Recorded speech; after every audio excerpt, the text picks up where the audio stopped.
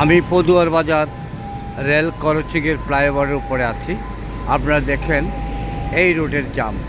আমরা শুনেছিলাম একটি কবির লেখা হানিফ সংকেত মহোদয়ের মুখে শুনেছিলাম, আমাদের দেশে হবে সেই ছেলে কবে, কথায় না বড় হয়ে কাজে বড় হবে।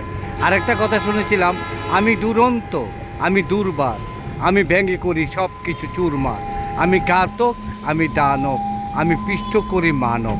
আসলে এই যে জামটা, সারাটা রাত এইভাবে আমরা রাস্তায় সারা রাত, এখন বেলা প্রায় 1:30 বাজে, আজকে একটা জুম্মার দিন, হাজার হাজার মানুষের এই জনদুর্ভোগ, এর জন্য কে দায়ী?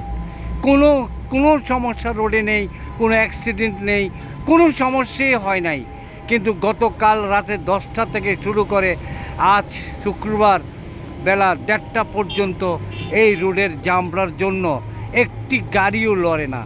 এই যে হালকা হালকাভাবে যাচ্ছে, কিছুক্ষণ যে চালায় আর তারপর আবার of.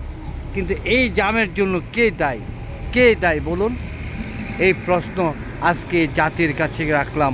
Dhaka Chittagong highway road থেকে বাস্তব সত্যের সন্ধানে এই মেসেজটি আপনাদের মাঝে পৌঁছিয়ে দিলাম। আল্লাহ হাফেজ। আসসালামু আলাইকুম ওয়া রাহমাতুল্লাহি ওয়া বারাকাতুহু।